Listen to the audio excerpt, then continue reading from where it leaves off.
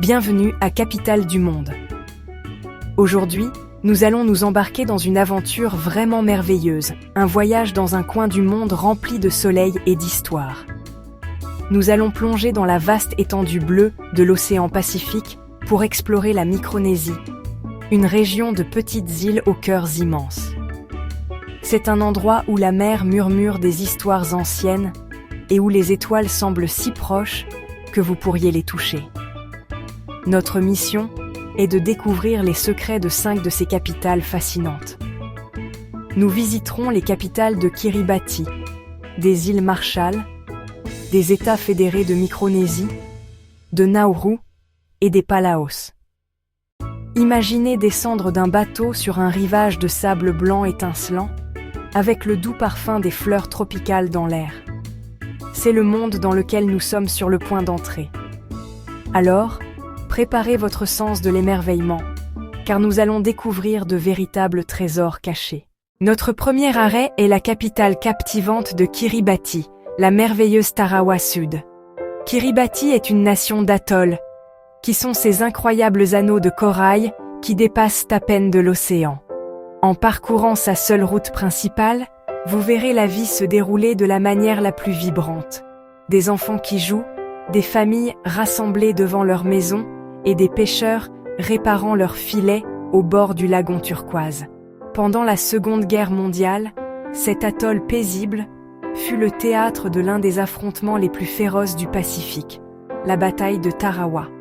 On peut encore trouver des vestiges de la guerre, comme d'énormes canons côtiers qui sont peu à peu envahis par la rouille et le climat tropical. Le cœur de toute communauté est la Maneaba, une grande maison de réunion ouverte avec un toit de chaume très haut. Ces structures sont impressionnantes, construites sans un seul clou, où les décisions les plus importantes de la communauté sont prises et où des danses traditionnelles sont présentées. Voir les pirogues traditionnelles, ou wa, avec leurs voiles caractéristiques glisser sur l'eau au coucher du soleil, est une image inoubliable. C'est le reflet parfait de l'harmonie entre le peuple et la mer. Une relation qui a défini la vie ici pendant des siècles. La vie à Tarawa Sud est un mélange fascinant de coutumes ancestrales et de réalités modernes. Les Kiribati sont parmi les personnes les plus accueillantes que l'on puisse rencontrer. Leurs journées sont souvent rythmées par le soleil et les marées. Les Kiribati étaient de grands navigateurs, utilisant les étoiles, le soleil et le mouvement des vagues pour parcourir d'énormes distances. Cette connexion spirituelle avec leur environnement est très forte et elle alimente également leurs préoccupations pour l'avenir, car ils vivent dans un pays bas et vulnérable au changement climatique. Maintenant, chers amis, il faut parler de la nourriture. La gastronomie à Tarawa Sud est un délicieux reflet de ce que la terre et la mer ont à offrir. La star du menu, bien sûr, est le poisson frais, tout juste pêché dans le lagon ou l'océan profond.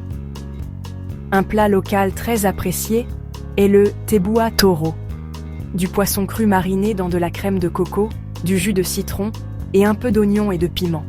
C'est incroyablement frais et savoureux. Il faut aussi goûter le palusami, des feuilles de taro cuites avec des oignons dans une sauce crémeuse à la noix de coco. Maintenant, notre voyage nous mène aux îles Marshall et à leur capitale captivante, Majuro. Comme Tarawa, Majuro est un grand atoll de corail, une mince bande de terre qui forme un anneau protecteur autour d'un lagon scintillant. L'histoire des îles Marshall est profondément liée à l'ère nucléaire.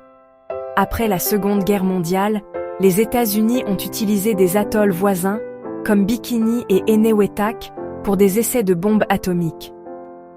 De nombreuses personnes ont dû déménager à Majuro. Malgré ce passé lourd, la culture à Majuro est vibrante et résiliente. Le peuple marshallais est célèbre pour son incroyable talent de tisserand. Les femmes confectionnent de magnifiques amimono, qui sont des nattes, des paniers et des tentures murales fabriquées à partir de feuilles de pandanus. Une autre belle tradition est le walap, la majestueuse pirogue à voile traditionnelle. Ces pirogues étaient essentielles dans la vie des Marshallais, leur permettant d'être parmi les meilleurs navigateurs du monde. Voir un Wallap traverser le lagon de Majuro, c'est comme voir l'histoire vivante. L'un des lieux les plus importants de Majuro est le musée Alélé, la bibliothèque et les archives nationales.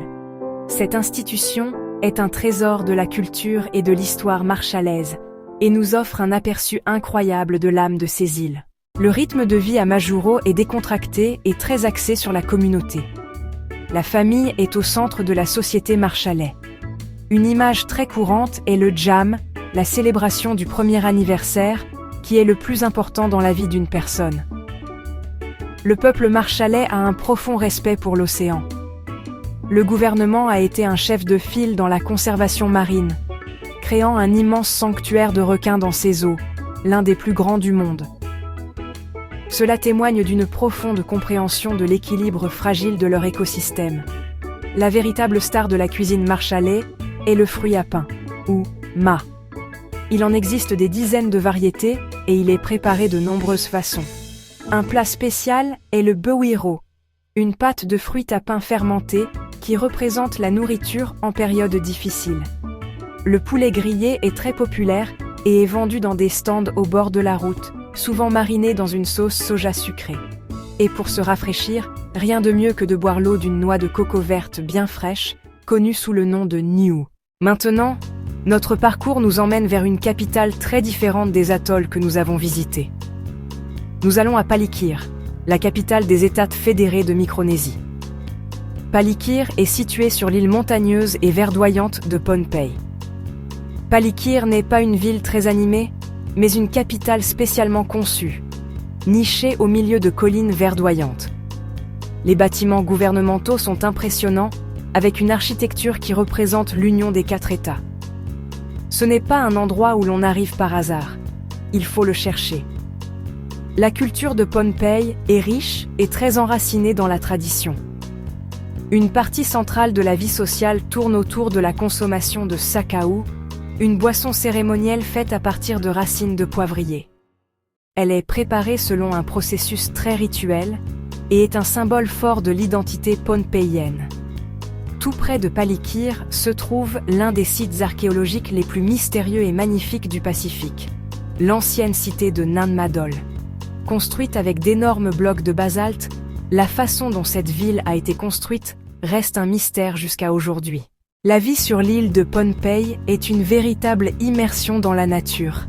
L'île est célèbre pour sa pluie. C'est l'un des endroits les plus humides de la planète. C'est pourquoi elle est si verte et luxuriante. Cela crée des cascades spectaculaires cachées dans la jungle. L'histoire de Pohnpei est une tapisserie fascinante de royaumes anciens, d'influence coloniale et d'indépendance.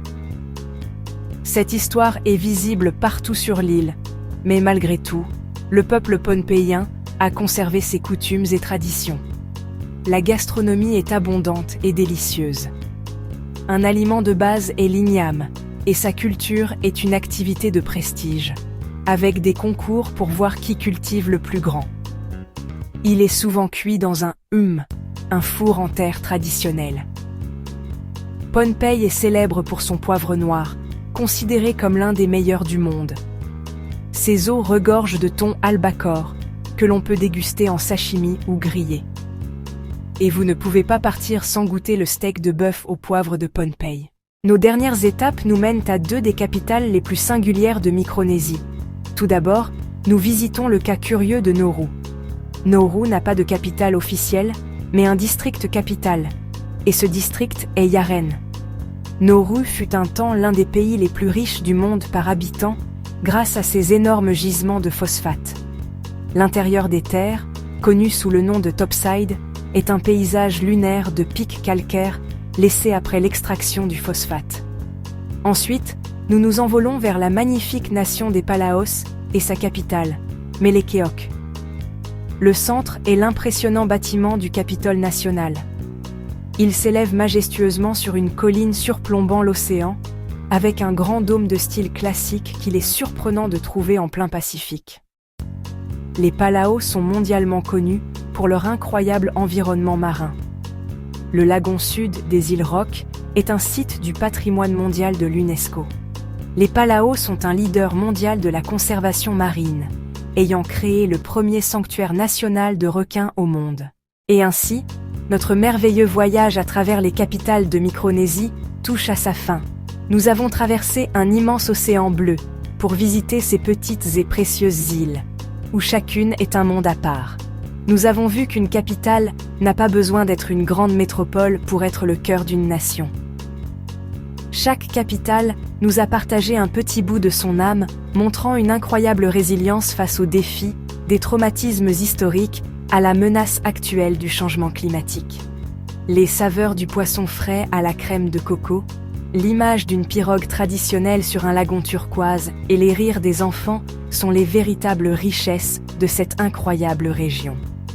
Il y a beaucoup d'autres capitales, chacune avec sa propre histoire qui attend d'être découverte. Merci d'avoir regardé. Si vous avez aimé cette vidéo, n'hésitez pas à laisser un j'aime et à vous abonner pour soutenir notre chaîne. À la prochaine, dans Capitale du Monde.